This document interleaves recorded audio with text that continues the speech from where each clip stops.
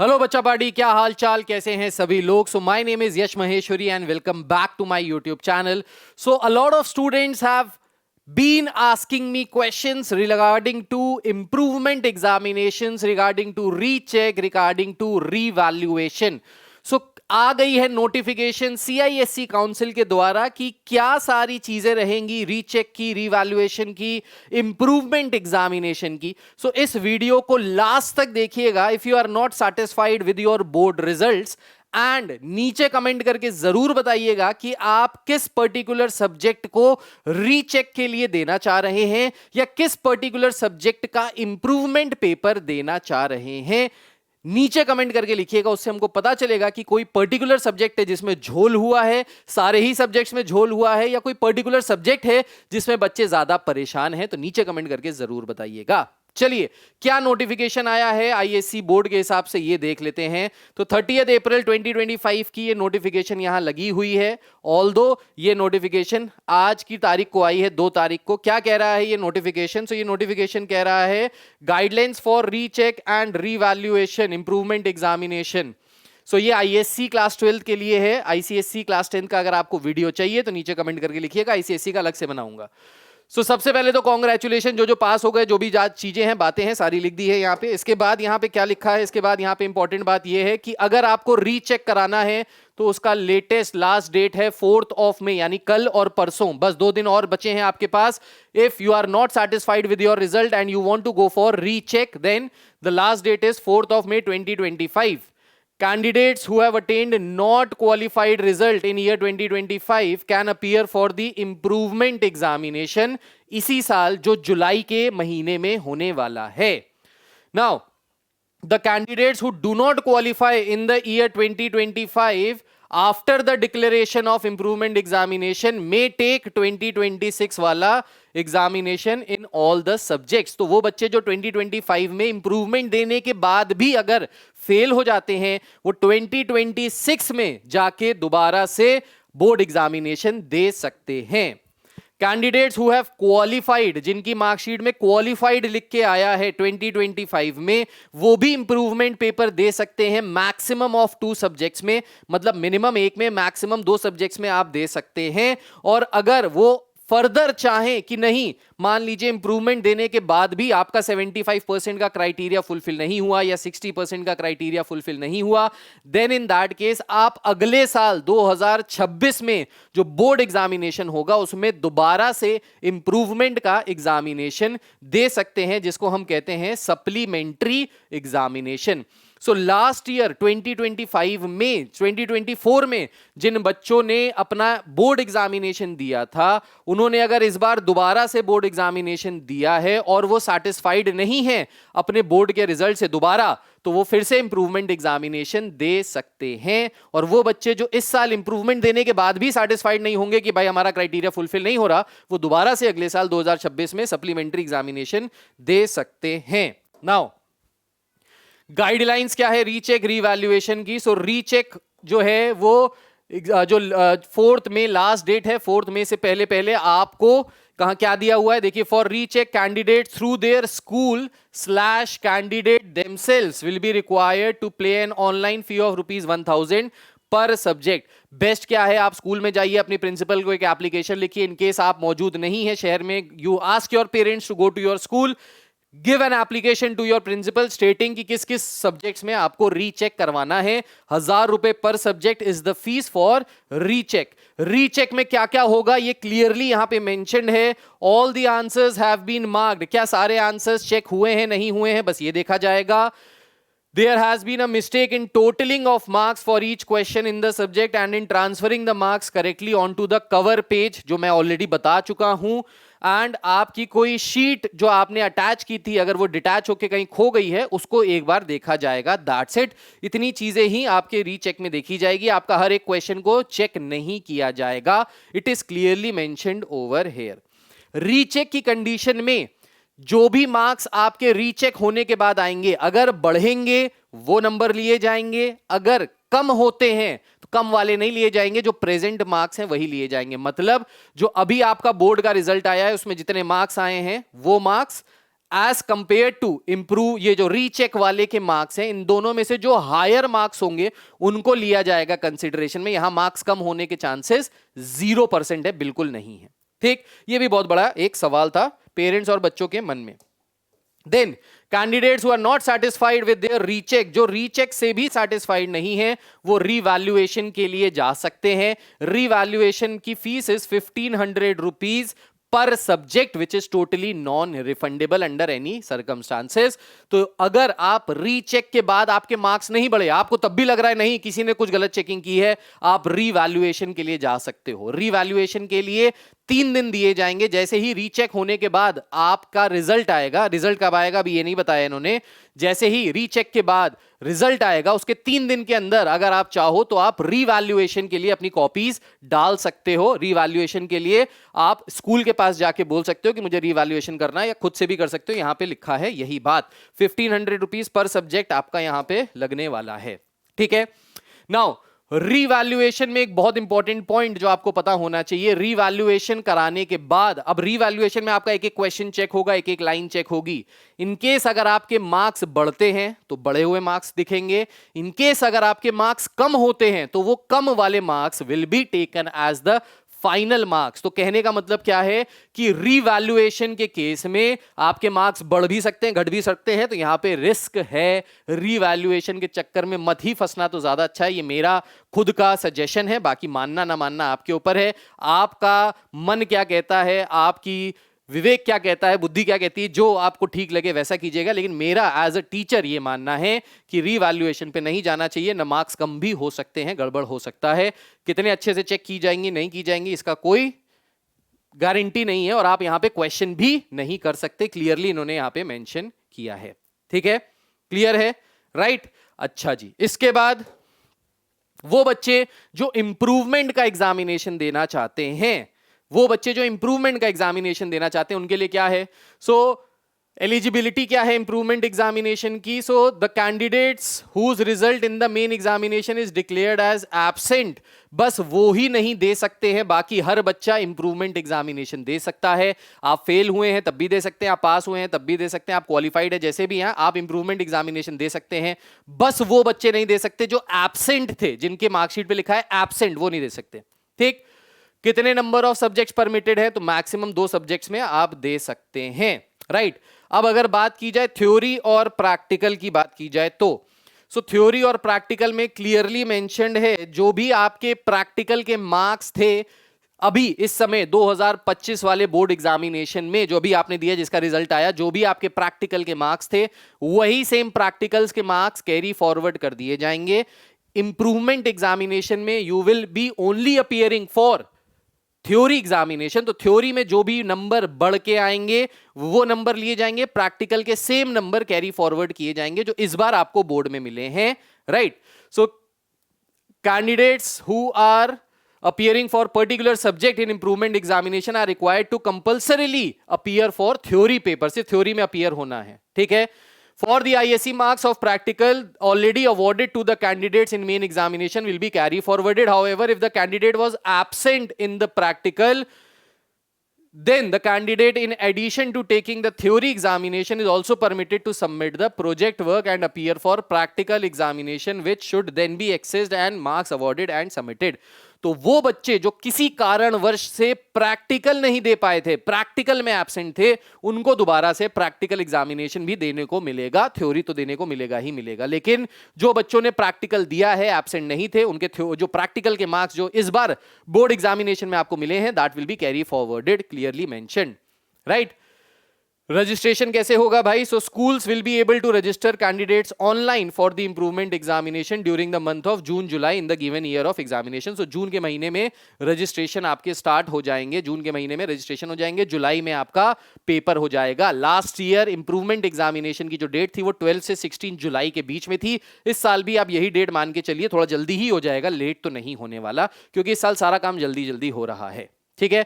तो स्कूल में जाके आपको इंप्रूवमेंट के लिए बात करनी पड़ेगी, उनको बताना पड़ेगा कि हमको इंप्रूवमेंट पेपर देना है। एक एग्जामिनेशन की जो फीस है इंप्रूवमेंट की दैट इज 500 रुपीज। अगर आप 2 एग्जामिनेशन देते हो तो आपको 1000 रुपीज देना पड़ेगा। English will be treated as a single subject, जिसमें लिटरेचर लैंग्वेज दोनों में आपको पेपर देना पड़ेगा। So for the subject English the improvement examination charges will be 1000 as the subject involves 2 papers, paper 1 and paper 2।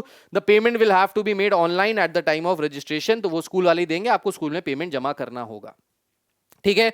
Date of examination मैंने बता दिया 12 से 16 जुलाई लास्ट ईयर थे, इस साल भी अप्रोक्सीमेटली इतना ही पकड़ के चलिए। यहां पे आएगा रिजल्ट कब आ जाएगा। सो रिजल्ट आ जाएगा हफ्ते भर के अंदर, जैसे ही एग्जामिनेशन कंडक्ट कराया जाएगा हफ्ते भर के अंदर आपका रिजल्ट आ जाएगा। The higher of the 2 marks, हाँ यहां पे भी देखिए बहुत सारे लोगों को लगता है कि इंप्रूवमेंट एग्जामिनेशन देने में सर कहीं मेरे बच्चे के नंबर कम हो गए। तो बच्चे के नंबर कम नहीं होंगे, बिल्कुल भी नहीं होने वाले बच्चे के कम नंबर। क्यों? क्योंकि हायर ऑफ द 2 मार्क्स लिया जाएगा। अगर बोर्ड में अभी जो बोर्ड का रिजल्ट आया उसमें ज्यादा आए हैं वो वाला लिया जाएगा। अगर जो अभी इसके बाद जो आप इंप्रूवमेंट एग्जामिनेशन देंगे उसमें आपके ज्यादा आए हैं तो वो वाला लिया जाएगा, हायर ऑफ द मार्क्स लिया जाएगा। अब इंप्रूवमेंट किन बच्चों को देना चाहिए, ये भी एक बहुत बड़ा क्वेश्चन है जो पेरेंट्स पूछते हैं, बच्चों के मन में भी आता है। देखिए अगर आप अपने रिजल्ट से सेटिस्फाइड नहीं है, हो सकता है कोई बच्चा ऐसा हो जिसके 90 मार्क्स आए हो मैथ्स में या फिजिक्स में, लेकिन उसके मन में यह है कि भाई मेरे बोर्ड में 100 आउट ऑफ 100 मार्क्स आने चाहिए था, I deserve 100 out of 100 in mathematics या फिजिक्स या अकाउंटेंसी, किसी भी चीज में आप उसमें दोबारा से पेपर दे सकते हैं। तो वो बच्चे जो सेटिस्फाइड नहीं है, जो ज्यादा डिजर्व करते हैं वो दे सकते हैं। अब 90 के ऊपर भी डिजर्व करते हैं तो 90 के ऊपर वाले भी दे सकते हैं। जिनके 60 नंबर आए हैं उनको तो देना ही देना चाहिए, जिनके 70-80 नंबर आए हैं वो भी दे सकते हैं। ठीक, तो ये क्वेश्चन आप खुद से पूछिए, this is very subjective question, मतलब हर आदमी टू आदमी वेरी करेगा। और इंप्रूवमेंट पेपर देना बिल्कुल गलत बात नहीं है। तो वो पेरेंट्स या वो स्टूडेंट्स जो ये सोच रहे हैं कि अगर हम इंप्रूवमेंट पेपर देंगे तो ये बहुत ही खराब बात होगी, हमारी इज्जत में आ जाएगी, ऐसी कोई बात नहीं है। Improvement paper is just another opportunity जहां पे आप अपनी परफॉर्मेंस को बेटर कर सकते हैं। हो सकता है उस समय आप प्रेशर में आ गए हो, कोई दिक्कत हो गई हो, कुछ भी XYZ रीजन की वजह से आप पेपर में अच्छा नहीं कर पाए, इंप्रूवमेंट में आप अच्छा कर सकते हो। तो ऐसा नहीं है कि मंदबुद्धि बच्चे ही इंप्रूवमेंट देते हैं या वो बच्चे इंप्रूवमेंट देते हैं जो बच्चे बिल्कुल ही गए गुजरे हैं या जिन्होंने बिल्कुल भी पढ़ाई नहीं की है। टॉपर्स भी इंप्रूवमेंट का पेपर देते हैं। लास्ट ईयर कुछ बच्चे ऐसे भी थे मेरे पास जिनके मैथ्स में 92 93 थे, उसके बाद भी इंप्रूवमेंट दिया और उनके 100 मार्क्स आए। तो ऐसे भी बच्चे थे लास्ट ईयर, हर साल ऐसे बच्चे भी होते हैं। So subject to the condition कि आप सेटिस्फाइड हैं कि नहीं, आपके जो नंबर आए वो आप डिजर्व करते हो कि नहीं। अगर डिजर्व करते हो तो आप उससे सेटिस्फाइड रहिए, इंप्रूवमेंट देने की जरूरत नहीं है। लेकिन अगर आप डिजर्व बेटर करते हो तो आपको इंप्रूवमेंट एग्जामिनेशन दे देना चाहिए। ठीक, इंप्रूवमेंट एग्जामिनेशन की मैथमेटिक्स में वो बच्चे जो मैथमेटिक्स का इंप्रूवमेंट का एग्जामिनेशन देना चाहते हैं उनको मैं तैयारी कराऊंगा मैथमेटिक्स के पेपर के लिए। जैसे तन मन धन से आपकी तैयारी कराई थी ना बोर्ड एग्जामिनेशन से पहले, वैसे ही तन मन धन से आपको मैथमेटिक्स की भी प्रिपरेशन कराऊंगा मैं अपनी एप्लीकेशन के ऊपर। और हम एक इंप्रूवमेंट का कोर्स भी अभी के अभी बता रहा हूं आपको, इंप्रूवमेंट का कोर्स आपको दिखाई देगा हमारी एप्लीकेशन के ऊपर, जिसका लिंक नीचे डिस्क्रिप्शन में भी इस वीडियो के पड़ा हुआ है। So I am launching a course for improvement examination specifically. अभी फिर सिर्फ मैथमेटिक्स के लिए कर रहा हूं। अगर फिजिक्स और केमिस्ट्री के लिए ज्यादा इंक्वायरीज आई या किसी भी सब्जेक्ट के लिए ज्यादा इंक्वायरीज आई, बच्चे कह रहे हैं नहीं हमको इसमें भी देना है, तो जिसमें भी ज्यादा बच्चे कर रहे होंगे मैं पक्का उस सब्जेक्ट का भी इंप्रूवमेंट का एक कोर्स लेके आऊंगा। ठीक है, नीचे लिंक डिस्क्रिप्शन में दिया हुआ है। इस कोर्स को जो स्टार्टिंग होगा वो स्टार्ट हो जाएगा, ये स्टार्ट हो जाएगा मई 10 से, 10th ऑफ मई से शुरू हो जाएगा। तो हमारे पास पूरा का पूरा मई रहेगा, पूरा का पूरा जून रहेगा, 2 महीने रहेंगे। उधर 15-20 दिन आपको मिल जाएंगे या 10 दिन मिल जाएंगे जुलाई में भी। तो अगर मोटा मोटा देखिए तो टोटल 60 डेज हैं हमारे पास प्रिपरेशन करने के लिए फॉर द इंप्रूवमेंट एग्जामिनेशन, जिसमें मैं आपको अपने सैंपल पेपर्स भी कराऊंगा, गेस्ट पेपर्स भी कराऊंगा, पूरी थ्योरी भी समझाऊंगा और आपको क्वेश्चंस भी प्रैक्टिस कराऊंगा। तो जैसे बोर्ड की तैयारी होती है वैसे ही बोर्ड की तैयारी हम इंप्रूवमेंट एग्जामिनेशन के कोर्स में भी करने वाले हैं। इस कोर्स की जो फीस है वो 2999 रहेगी और ये कोर्स पूरा जुलाई तक वैलिड रहेगा। सो इन केस अगर आप मैथमेटिक्स ISC क्लास 12th का इंप्रूवमेंट एग्जामिनेशन देना चाहते हो, इफ यू आर इंटरेस्टेड, तो आप इस कोर्स को एक बार देख सकते हो। अगर आपको यहां से पढ़ना है तो यहां से पढ़ लो, कहीं और से पढ़ना है कहीं और से पढ़ लो, लेकिन पढ़ जरूर लेना क्योंकि ये लास्ट अपॉर्चुनिटी है, लास्ट चांस है। इसके बाद आपका पेपर दोबारा नहीं होगा और होगा भी तो फिर अगले साल होगा, इस साल फिर आपके पास कोई अपॉर्चुनिटी नहीं है अपने मार्क्स सही करने के लिए। तो वो बच्चे जो जेई में जाना चाहते हैं, जिनका 75% का क्राइटेरिया फुलफिल नहीं हुआ है, वो उनको जरूर ये इंप्रूवमेंट एग्जामिनेशन भरना चाहिए, दोनों सब्जेक्ट्स में भर देना चाहिए। हो सकता है आपकी 10-12% बढ़ जाए और आपको आपका ड्रीम कॉलेज, ड्रीम यूनिवर्सिटी मिल जाए, आपका जेई वेई में भी हो जाए। ठीक है, चलिए आगे बढ़ते हैं। Next, so schools will be notified the date of declaration. The result will be declared after a month from the date of the last examination. Last examination का मतलब क्या हो गया कि जो लास्ट एग्जामिनेशन रहेगा उसके 1 महीने तक आपका रिजल्ट आ जाएगा। 1 महीने बोलते हैं, हफ्ते भर में रिजल्ट आ जाता है। लास्ट ईयर हफ्ते भर में रिजल्ट आ गया था। ठीक है, फिर उसके बाद candidates not qualified result at the main examination and absent. अगर वो बच्चे जो इंप्रूवमेंट में एब्सेंट हो जाएं या वो बच्चे जो नॉट क्वालिफाइड है उनके रिजल्ट में और इंप्रूवमेंट में भी एब्सेंट हो गए, वो फिर नॉट क्वालिफाइड ही रहेंगे। या नॉट क्वालिफाइड है, एग्जाम में फेल है, लेकिन आप उसके बाद इंप्रूवमेंट में भी फेल हो गए तो आप फेल ही रहोगे। ठीक, लेकिन वो बच्चे जो क्वालिफाइड है, अभी उनका रिजल्ट सही है, अगर इंप्रूवमेंट में एब्सेंट भी हो गए तो कोई दिक्कत नहीं है, आपके जो नंबर हैं वही नंबर ले लिए जाएंगे इनटू अकाउंट। ठीक है, so the candidates who do not qualify 2025 and are absent from 2025 improvement will be required to reappear in all the subjects. तो वो बच्चे जो फेल है किसी एक पर्टिकुलर सब्जेक्ट में या 2 सब्जेक्ट में और वो इंप्रूवमेंट नहीं देते हैं, तो अगले साल आपको फिर से सारे एग्जामिनेशन देने पड़ेंगे पास होने के लिए। The candidates with not qualified result will be permitted to appear for examination only once in the following year, but not thereafter without further attendance. तो इसलिए दिक्कत हो जाएगी, तो दिक्कत ना हो इसलिए जो बच्चे फेल हो गए हैं उनको इंप्रूवमेंट जरूर देना चाहिए। जो पास हो गए हैं वो अपने सोच सकते हैं, समझ सकते हैं, डिसीजन ले सकते हैं। Now guidelines for supplementary examination. Supplementary examination की गाइडलाइन क्या है? So candidates who have qualified 2025 examinations या जिनको पीसीए मिल गया है, pass certificate awarded, prior to ISC 2025 examination, मतलब वो बच्चे जिन्होंने 2024 में अपना बोर्ड का एग्जामिनेशन दिया था या 2023 में अपना आईएससी का बोर्ड का एग्जामिनेशन दिया था, उनको अगर इंप्रूव करनी है अपने मार्क्स 1 या 2 सब्जेक्ट्स में, ठीक है, तो वो आईएससी या 2026 सप्लीमेंट्री एग्जामिनेशन ऐसे रहेगा। So candidates in regular attendance at affiliated school presenting candidates for ISC 2026 examination 31 अगस्त 2025 से पहले आपको ये सारी चीजें कंप्लीट करनी रहेंगी। मतलब बेसिकली वो बच्चे जो दोबारा से रिपीट करना चाहते हैं वो दोबारा से रिपीट कर सकते हैं। Candidates without attendance to enter the ISC 2026 examinations are required to contact the principal of the school. तो वो बच्चे जो दोबारा से रिपीट करना चाहते हैं 2026 वाले बोर्ड को, मतलब अगले साल वाला बोर्ड देना चाहते हैं, वो स्कूल जाके भी अगले साल के बोर्ड की तैयारी कर सकते हैं, मतलब रेगुलर अटेंडेंस लगा के, जैसे आपने अभी 12th की तैयारी की वैसे। वो बच्चे जो नहीं देना चाहते, मतलब स्कूल नहीं जाना चाहते, घर पे बैठ के तैयारी करना चाहते हैं, लेकिन अगले साल के बोर्ड्स को दोबारा देना चाहते हैं, सप्लीमेंट्री एग्जामिनेशन 2026 के पेपर को दोबारा देना चाहते हैं, वो अपने स्कूल के प्रिंसिपल से जाके मिले, उनको कोई दिक्कत नहीं है, उनको अटेंडेंस की जरूरत नहीं पड़ेगी और डायरेक्ट पेपर देने जा सकते हैं। ठीक, now second point, candidates who have been awarded pass certificate awarded PCA जो 2024 या उससे पहले हुआ था for a supplementary examination in year 2025 examination will be permitted to enter for a supplementary examination in any all of the subjects offered in the last ISC examination taking by them in regular attendance, provided that the subjects under consideration without further attendance at an affiliated and registered school, these candidates may appear for. So वो बच्चे जो last year से पहले, मतलब इस साल से पहले, लास्ट ईयर भी उन्होंने पेपर दिया, सेटिस्फाइड नहीं थे, इस साल भी पेपर दिया, अभी भी सेटिस्फाइड नहीं है, 2026 में भी पेपर दे सकते हैं, मतलब 2-3 साल 4 साल 12th में लगा के आराम से आगे बढ़ सकते हो, मजबूत करके अपने basics. Candidates in regular attendance eight CISE school 2026, the principle of the school concern will be submitting, कोई दिक्कत वाली बात नहीं है, ये प्रिंसिपल के लिए है, आपके लिए नहीं है। ठीक है, तो ये सारी चीजें हो गई। ये भाई उन लोगों के लिए है जो बहुत साल से फेल होते चले जा रहे हैं और वो चाहते हैं कि भाई हम दोबारा से पेपर दे, दोबारा से पेपर दे, दोबारा से पेपर दे, उन्हीं लोगों के लिए ये सारी कंडीशंस हैं। Right, so all the candidates who will be appearing for ISC 2025-2026 examination would be revised syllabus। तो ठीक है, जो जो नया सिलेबस आया 2026 के हिसाब से, बहुत सारा सिलेबस में चेंज है 2026 के हिसाब से, तो वो बच्चे जो इस साल पेपर के रिजल्ट से सेटिस्फाइड नहीं है, 2026 में दोबारा से पेपर देना चाहते हैं, ठीक है।